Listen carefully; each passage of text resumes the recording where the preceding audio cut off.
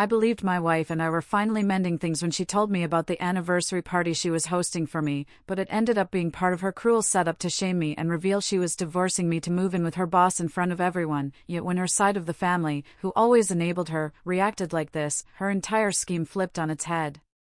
Wife throwing you an anniversary party, only to stand up and announce to everyone that she's leaving you for her boss? My world imploded right there. But the most shocking part? Her notoriously snobby family, who always looked down on me, reacted in a way no one could have predicted. Okay, let me back up a bit. My wife, Veronica, and I, both 25, had been married for 3 years, together for 6. And lately? It was a mess.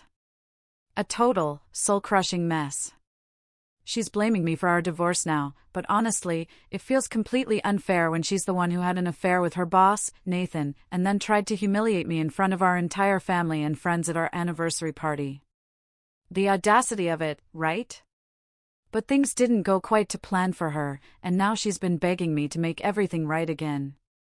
For the last year or so, our marriage had been on shaky ground, and a lot of it came down to her family. Her parents are doctors, stinking rich, and her 2 older brothers are also super successful. Veronica? She was completely spoiled, and it showed. They always made it clear I wasn't good enough, didn't have enough money. Since college, I knew I couldn't match their lifestyle, and it wasn't about inferiority, it was just reality. I was raised by a single mom, I'm driven, focused on my career. I'm only 25, I want to establish myself before thinking about kids. But her family started pressuring us hard to have a baby. Veronica, of course, went right along with it. I just wasn't ready. Financially, we weren't there, and I refused to rely on her family's money, not when they already treated me like dirt.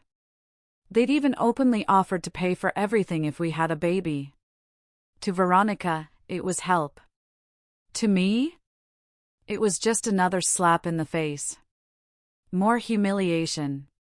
She thought I was egoistic for refusing their generosity, and we fought constantly.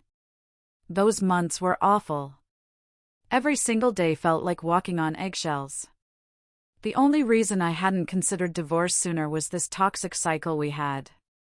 We'd fight, she'd eventually try to make up, and I, being completely in love with her, would give in. I knew it was unhealthy, but I loved her. Then, a few weeks before our 3rd anniversary, everything changed. She started being extra nice. Sweet. She said she was planning a party for us. I actually started to think, wow, maybe we're finally patching things up. Maybe she finally understands my side. I was genuinely excited, completely oblivious to the storm that was brewing. The party happened 4 days ago. All our friends and family were there. Veronica and I were getting along, things felt almost normal. And then he walked in. Her boss. Nathan. And just like that, everything shifted. It was like watching her physically transform from my wife into his. She left my side immediately, getting all touchy with him, and he was totally reciprocating. I stood there, rooted to the spot, utterly speechless and shocked. My mind just went blank. A few minutes later, she decided to make a speech. I thought, of course, it was for me. And technically, it was. Just not in the way anyone expected. She started by talking about our 3 years of marriage, our 6 years together, the good times. Then she dove into the baby issue, how I wasn't ready, how much we'd been fighting. My stomach dropped. This was personal. This was our private stuff. I tried to catch her eye, tried to tell her to stop, but she just kept going, airing all our dirty laundry, making me sound like the villain. The weird looks from everyone were unbearable. But then it got worse. Oh God, it got so much worse. She started talking about how tired she was of fighting, how it took a toll on her, how she'd broken down at work one day. And Nathan, her boss, instead of scolding her, had been there for her. As a friend. That's when they started bonding. This had happened just a month ago, but within a week, they were inseparable. Spending all their time together, at work, after work. And soon enough, she'd realized she made a mistake marrying me because Nathan, apparently, was the perfect guy. Then came the knife twist. Right there, in front of everyone, she announced she'd wasted enough time with me. She needed someone who understood her. She told me I'd hurt her a lot. So, on our 3rd anniversary, she was setting me free because she was leaving me to move in with Nathan. I literally just froze. Even now, thinking about it, I go blank. What do you even say to that? I was shattered. Humiliated. Enraged. But I couldn't form a single word. My brain just couldn't process the betrayal. Since I couldn't speak, the entire room was silent. A thick, suffocating silence. Then, out of nowhere, my father-in-law, that man who had always looked down on me, who had spoiled Veronica rotten, he spoke. His voice was filled with a cold fury I'd never heard. He said it was disgusting what she'd done, that he no longer wanted anything to do with her. And then, he walked out. My mother-in-law followed, not even glancing back at Veronica. Her brothers, usually her loyal protectors, told her what she did was horrible and they couldn't stand for it, then they left too. One by one, the guests started to trickle out. The air was just thick with awkwardness. Eventually, I finally snapped out of my stunned state. I looked at Veronica, my voice shaking with a rage I barely recognized, and told her to get out. To take all her things and leave. I didn't want to see her face again. She didn't argue. She just went to her room, and with Nathan's help, packed her things. Within the hour, they were gone. Only my mom and younger brother stayed. My older brother, who lives out of state, called me immediately. They were the ones who held me as I finally broke down, sobbing for hours. My brother left the next day, but my mom's still with me, a total rock. They've already put me in touch with an attorney. I'm filing for divorce. For a couple of days after that, I was sure. I wanted out. Never wanted to see her again. But then, 2 days ago, Veronica reached out. Begging. Pleading. She said she'd made a huge mistake, that she only did it to get back at me for how I'd been treating her. She claimed it was all just to get my attention, to make me jealous, and that she'd obviously gone about it the wrong way. She even sent proof she'd quit her job, swore she'd cut all ties with Nathan, and was staying with a friend. She said things with Nathan had been strictly emotional. Yeah, right. I couldn't trust her. Not after everything. She wanted marriage counseling.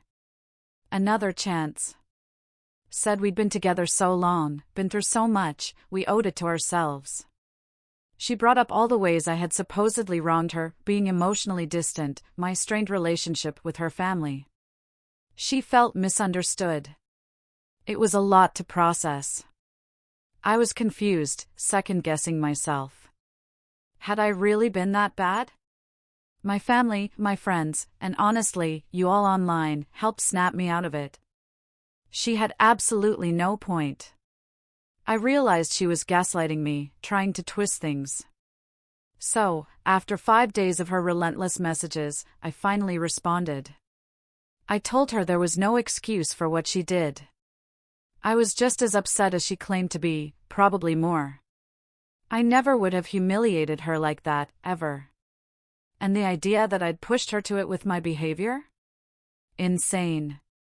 My emotional distance? That was because every time we talked, it turned into a fight because she refused to understand my perspective. I always understood hers. As for her family standing up for me at the party? No. They were upset because she'd ruined their reputation, not because they suddenly liked me. They never had.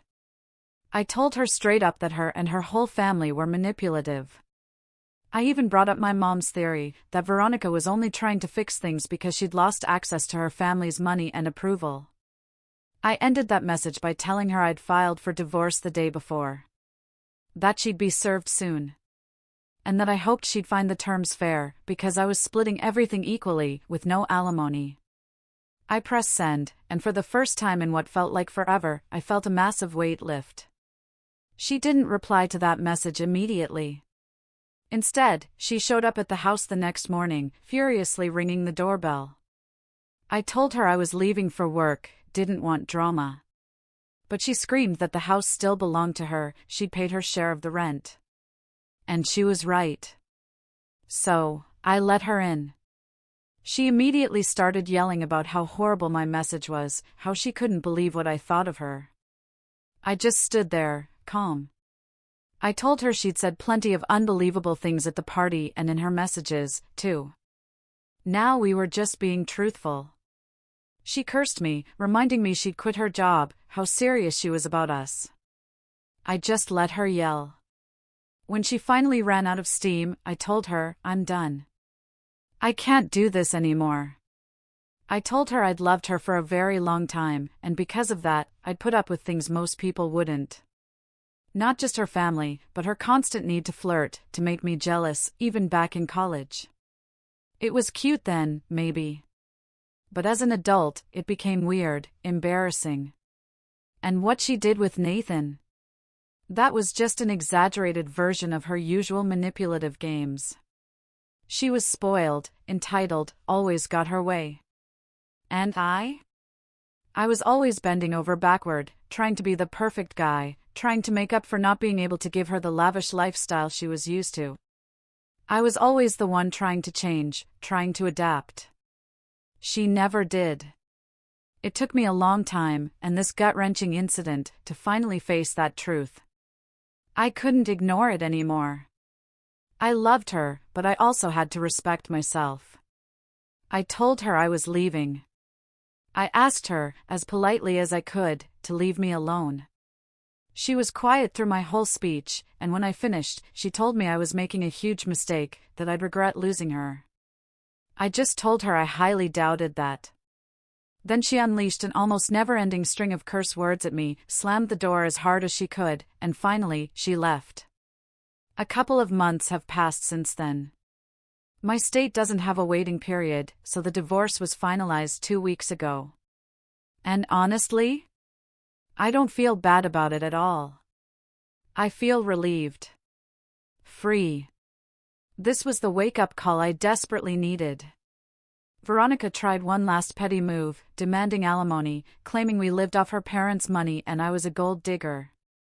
But I confronted her, made it clear my lawyer and I would make things very ugly for her if she didn't revise her petition. She backed down. Probably not wanting to further upset her parents after the whole anniversary party stunt. So, we settled, and we've gone our separate ways. I hear things are complicated for her. But for me? Life's actually turning around. I threw myself into my job as a distraction, and now I'm about to get a promotion. I'm so grateful for everything that's going well. I finally feel like I'm building a life for myself, a life where I'm respected and valued. So, I have to ask you, what would you have done in my place when she dropped that bomb at the party? And have you ever had to draw a hard line with someone you loved, even when it meant walking away? ***, let me know in the comments below. I really want to hear your thoughts.